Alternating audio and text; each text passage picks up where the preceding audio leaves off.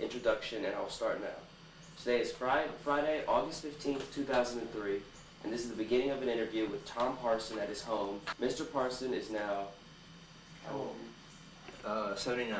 79 years old. Born March 24th, 1924. All right, my name is Alex Glustrom, and Mr. Parsons is a close friend of my grandparents. Mr. Parsons, would you state for the recording what war you served in, what branch of the service you served in, and what was your rank? Well, I was in the Air Force, which then was the Army, Air Force. And my rank at the beginning was private. I had taken an exam for aviation cadets, and I passed it. And so I was supposed to linger around until I was called up by the cadets. And my fond hope was pilot training. And I happened to hit just the time when they had a glut of people in that program. And so I had already enlisted in the Army Air Force. So off I went into gunnery training. The reason that was given for my not being selected for pilot training was I discovered at that time, had never known it before, that I'm cross-eyed. I had a hyperphoria. That's this kind of cross-eyed. That's not this or this. That is, So I went from pilot training into gunnery training. Well, I don't know, how much less important eyesight is to gunnery training than pilot training, but the Army and its wisdom. So I bumbled around from base to base, and then I went to radio school for a while, radio operator school, all with a mind to being on an air crew. Pilot training is just singular. I mean, there's only one pilot to a plane. Not to a fighter plane. So I went to radio school, and I was at Sioux Falls, South Dakota, which is a very, very cold place. I think it got down to 35 below and 40 below and like that. And the only form of recreation was to go in town at the Sioux Falls and booze it up, which was a favorite hobby all through the Air Force experience, as a matter of fact. Anyway, yeah. How old were you when you were inducted? I was 18. It was November 16th, 1942. So you had just finished high school? I just finished high school, yeah. Had the war already begun at that point? Oh God, yes. I've been going since 1938, actually, and we'd been in it. We got in it at Pearl Harbor after Pearl Harbor. That was 42 and 41. 41, December 41. Yeah. Were you scared entering the Army? No. People these days can't understand, I think, but we were eager to go, just champing at the bit. Almost, people wanted to drop out of high school and do all kinds of weird things like that, because they just wanted to go. It was a chance. Most of us had grown up in families where someone had been in World War I. So the military culture was something that was pretty strong. We played, it's the cops and robbers, we played Germans and Americans. not exactly that way, but we'd mock battle and so forth. And they were always, I had a jacket that a boyfriend of my aunt's had brought back, and he was a sergeant, so I outranked everybody with that. I had the stripes, Anyway, I got into radio school, and it was cold, and I got pneumonia, and I went to the hospital for 3 months with pneumonia. And the only thing that saved my life, I was told later, was sulfanilamide. It had just been invented, and they hadn't worked out dosage yet. So Major Gay, his name was in charge of the hospital at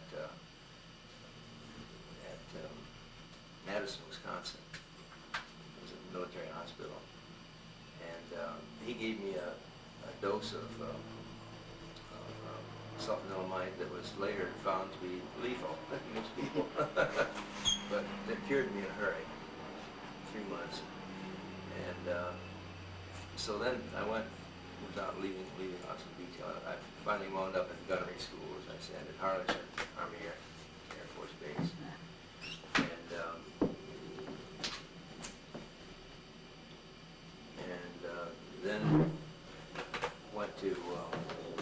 City to a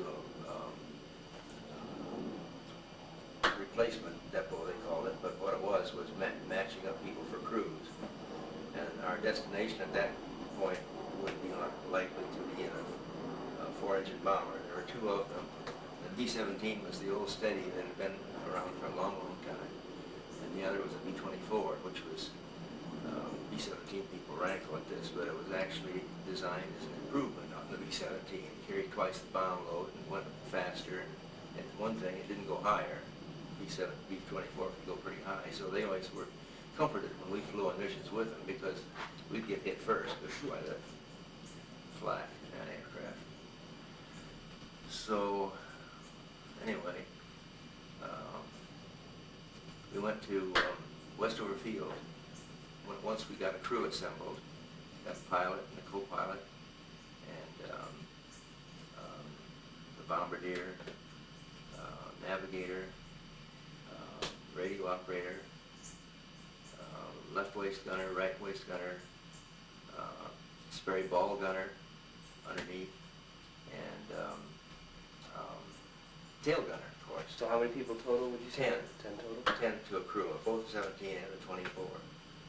And so we went to Westover Field, Massachusetts for phase, they call it phase training, and what that was, the first phase was just familiarization with the equipment and so forth and in flight. And second was, second phase was, what the hell was the second phase? Anyway, it was somewhere in there. And then the third phase was high altitude. And that was very important because there's so many things you couldn't do at high altitude. 10 minutes was lethal without oxygen, off oxygen. And the flights that we flew, the heights that we flew at, it was about, our bombing altitudes were about roughly 25,000 to 20,000 to 30,000, roughly in that area. It was very frequently 65 below zero, and it was exceedingly uncomfortable. And our missions would be for, well, my longest one was 9.5 hours. And it was so cold, I remember a distinct feeling that I never had any other place, but when we finally got heated suits, thank God, the little filaments were wiggly down your back, and I could feel intense cold between the filaments, which is hard to explain. Anyway, we got there, we got through phase training, and the critical thing that happened to me at that time that I just took as a lark, the crew, I had in the meantime gotten married, and so I think I was the only married guy in the crew, as a matter of fact. So when we were at Mitchell Field, which we went to after the phase training at Westover Field, and that was just a way station preparing to do all the things we needed to do to fly overseas in combat. And most of the guys took the time to go into New York, of course. But it was a train ride, I recall, from Mitchell Field.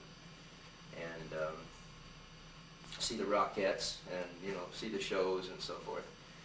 But there were two courses that were offered. One was Dead Reckoning Navigation, and I thought, gee, that'd be neat, to have sort of a running record of where you were going. And if you could get the right coordinates, you could get a pretty good idea of where you were going. Anyway, I thought it was a good way to spend time. And having just gotten married, I didn't have too many outside interests other than that. Not the ones that the guys exercised who went into New York, at least. So, so I took that course, and then they had another one that I was asked to. It wasn't advertised at all. One of the great inventions that changed the nature of the war was radar. The British invented that and got it before the Germans did, and it was extremely helpful in night bombing, for example, on their part. Well, another one that was very much publicized that we came up with was the Norden Bombsight. It was a highly computerized bombsight. I've got a model of one downstairs. And the crews were made up of officers and enlisted men. And usually the twain never mix, but the bombardier was an officer, and he'd go to bombardier school and so forth. And but I was asked if I would be willing to get in and take this course. So I did and checked out on the Norden Bombsight, and afterwards it was sort of forgotten about, I guess, but it went on my personnel record. So anyway, that's one thing that I did at Mitchell Field that made a big difference in my career later on. Okay, so I got over to England and we had some brief gunnery training courses over the Wash, as we called it. And we were stationed, the whole 8th Air Force was stationed roughly in a crescent shape around Norwich. Norwich is up in the big bulb that comes out into the North Sea. Norwich is right sort of in the center of that, in Norfolk County. Counties are like our states, of course. So were you kind of bordering the ocean? No, they were the other way. Oh, the other way, I see. Just a mirror image of the ocean curve, shore curve in the Wash and the Broads. The Broads were it's a marshy area punctuated by a lot of fairly deep streams that go into the ocean.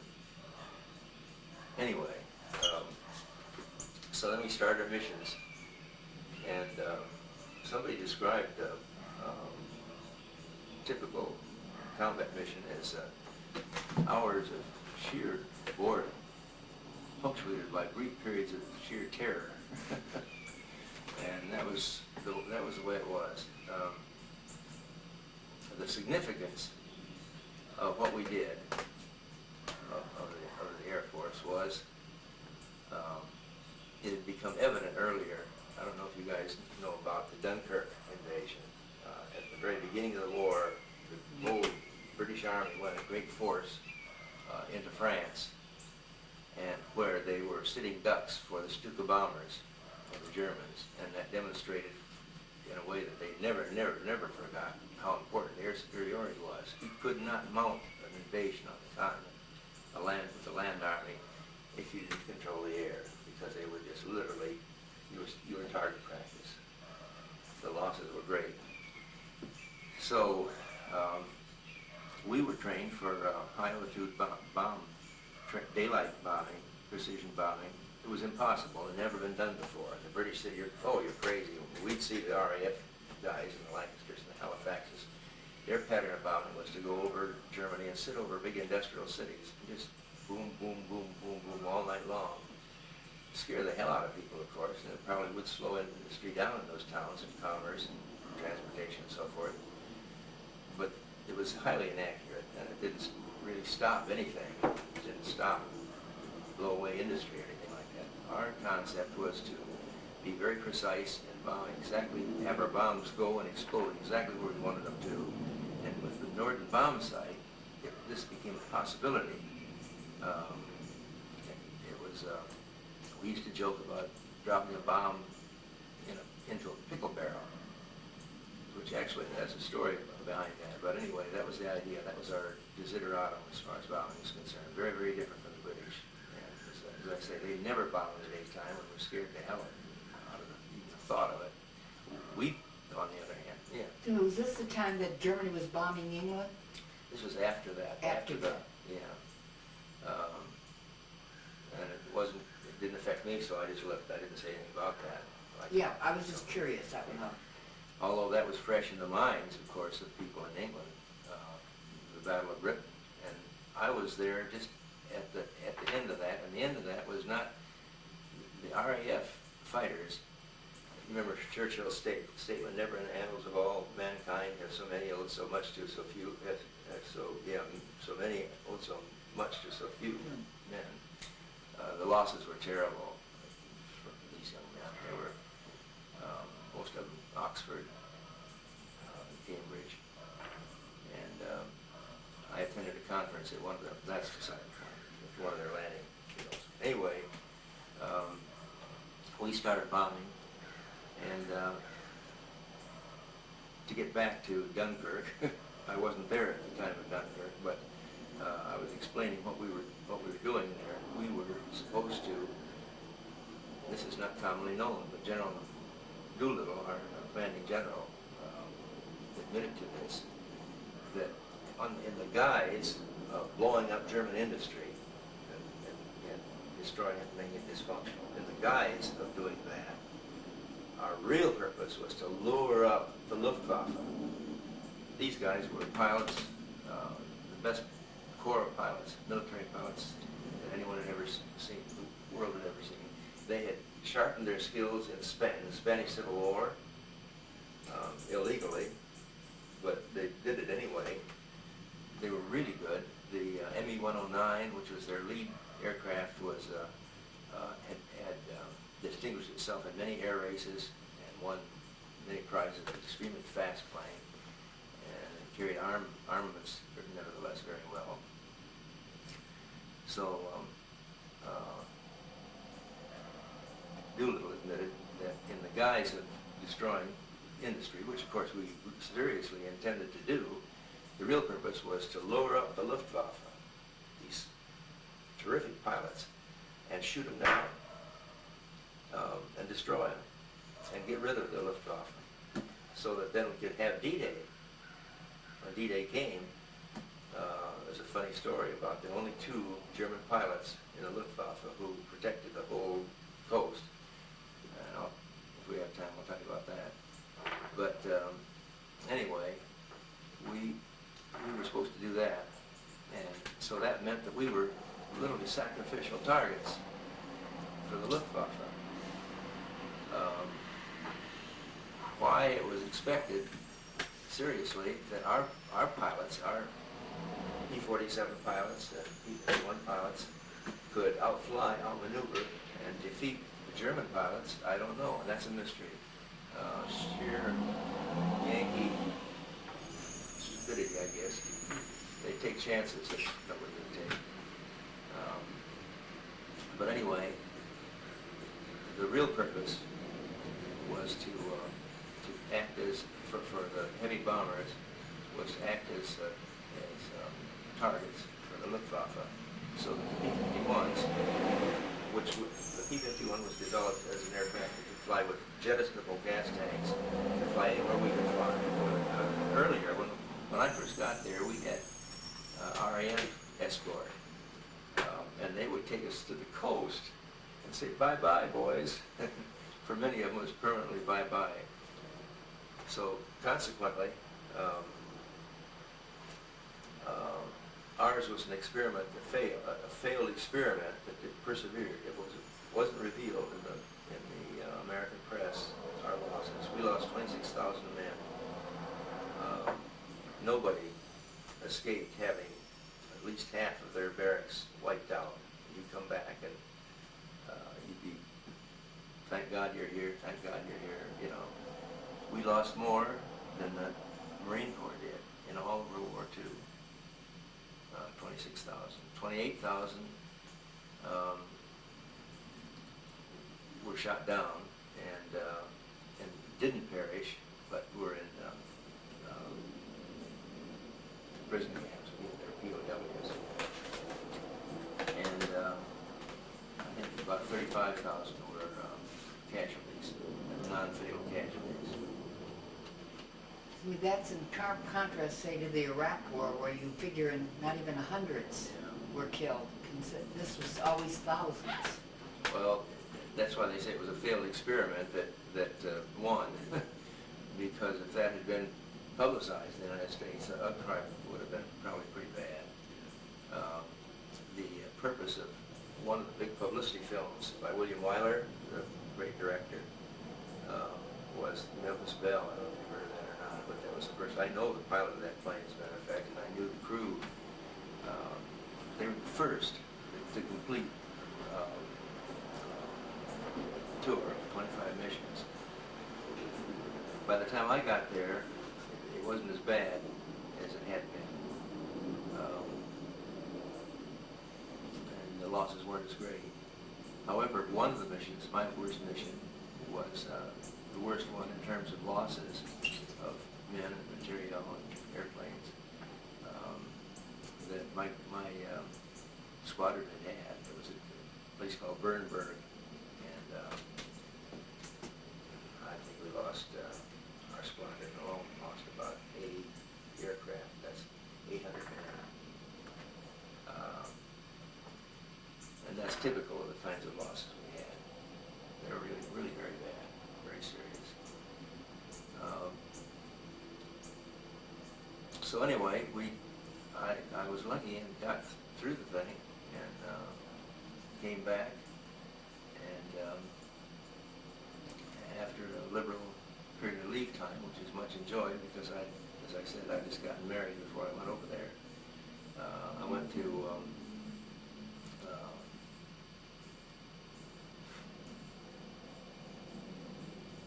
I'm blacking out the name of the place, Idaho, anyway, Mountain Home, Idaho, as a gunnery instructor. First I went to a gunnery instructor school and got my laurels as an instructor, and so then I went up there, and that's where I was when the war ended. Tom, would you tell them about bombing Dresden?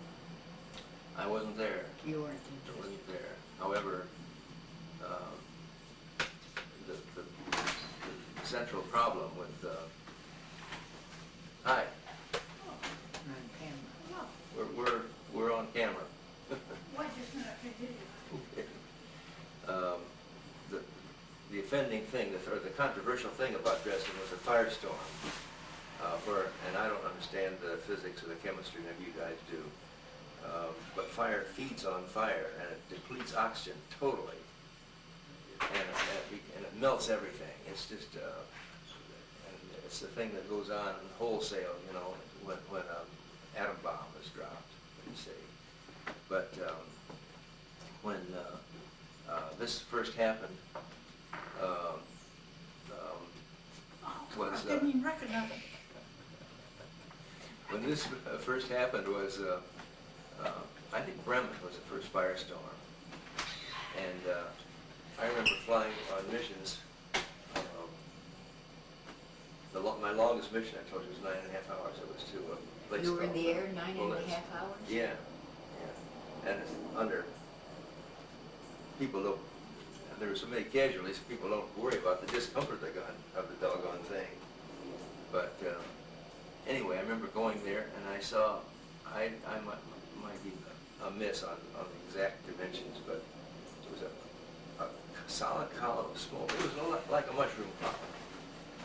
We've never seen anything like a mushroom cloud before.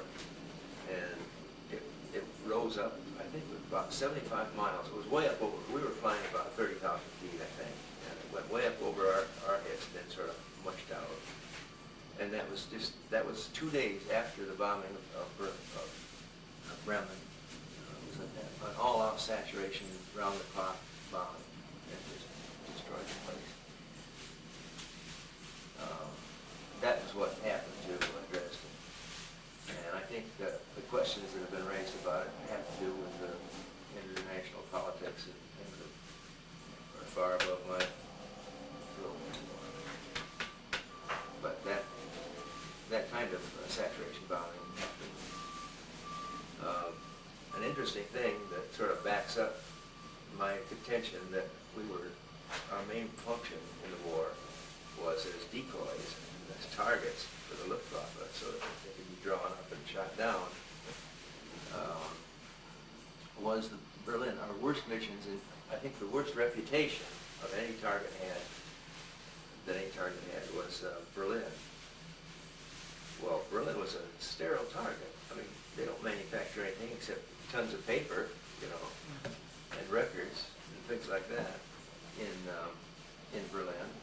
The reason we went to Berlin was because the Spain aide to Hitler, Hermann Goering, who was in command of the Luftwaffe, the German Air Force, said, if you see Berliners, if you see a plane over the rest of these, it will never be any but our Luftwaffe. So it was like thumb on our nose, you had Goering, you know, and being as vain as he was, he couldn't turn down an offer like that, you know, so he would for sure send up some of his best pilots, and we'd shoot them down. That was what that was all about. What did you do after the war? How did it change your life? Well, I went as fast as I could to, I didn't stay in the Air Force. I went to the University of Michigan on the GI Bill, which I think is one of the greatest pieces of legislation for the sake of the whole country that there ever was. The GI Bill. Yeah, what is it? Well, it's a college education, free college education for veterans, essentially. Books, tuition, everything, except rent, you know. My brother taught, just gotten his PhD, and he taught under the GI Bill. And he said in all the years he taught, he has never had students like the returning veterans. Well, we were hungry. We really were hungry. We'd had three years, we'd been away, and we were eager to make up time. And all the Joe College stuff, the fun and games, and the frat club business and all that. We looked down at them, and we outnumbered them. And most of us had experiences that they could never imagine, And so we really put the faculty to test too. I can remember my whole career was spent in higher education, so I can imagine how some of the poor professors felt when they were dealing no longer with dumb kids, but seasoned veterans. Do you have any questions? No. You have pictures, I see. Well, I've got a painting, the best, most accurate painting of combat, aerial combat that I've ever seen was one done by a guy named Kelly, I think. I'm not sure about that. It was called Into a Hornet's Nest, and it was of this mission in which I was literally in the lead. The one to Pulitz, the 9.5-hour one. And that was significant beyond my humble experience in that it was the only time we prided ourselves on saying that the 8th Air Force has never stopped, never turned back. And that's true. As a mission, it was never turned back. But this was one time, and the only time, when a whole group was shot out of the air, literally shot out of the air. They had 3 airplanes left, and they were in bad shape, and they were distributed among another bomb group. It was a 492nd bomb group, and their aircraft were given over to the 491st, and they never flew again as a group. There's a whole lot of conjecture about why that happened, and why the Germans, with the planes that they had, zeroed in on that particular group. But anyway, in that mission, I was literally the lead of the whole 8th Air Force, because my pilot was the lead, and I was flying the auxiliary bombardier in the nose of the plane. So I was literally, I can feel when all the gun stations are going, the plane just shudders. I mean, it's just like it's going to tear apart. And all the gun stations but mine were going like mad. We just come off the target after bombs away, and all I could see is beautiful cloud formations, and the water down below and far down below. And, that was worse than if I didn't have anything to pull a trigger at. One other thing, it's a little out of the ordinary. We were gunners, therefore our purpose was to shoot enemy aircraft. Well, we didn't rack up any scores like Gabby Gabreski, the #1 fighter pilot, who got 28 kills, because we couldn't chase anybody. I mean, we were there, we were in the plane, and it was going for the target, and there was no deviation possible. But occasionally, a German pilot would, toward the end of the war, they began flying right through our formation, so that you could literally count the rivets on their belly. And so I got one over.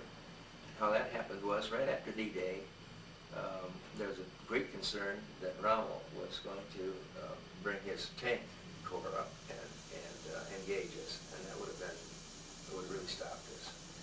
So he was going to have to cross the Loire River at Tours, and there are 8 bridges over the Loire River at Tours, and our bomb group, the 44th Bomb Group, was assigned those as targets. And so they put up the best defense they could. I think there was about 40 FW-190s, Focke-Wulf 190s, which was at that time the best plane they had. And I got one of them, and got credit for it, and got an air medal for that. It was very measured, the achievements you had to accomplish to get any particular medal. But anyways, as a result of that, I got, and other experiences, I got my unit got 2 presidential citations, which I'm entitled to wear, and a Distinguished Flying Cross, and 5 air medals, and then the usual junk, Good Conduct Medal, and I could have got a Purple Heart, but people were disdainful of guys who did that. They said they'd stub their toe and it would bleed, you know, they'd rush over the flight surgeon's office so they could sign up for Purple Heart. Purple Heart. So we weren't about to do that. One time I got a shard of flak, which I've got downstairs, as a matter of fact. I might have brought some of that stuff up.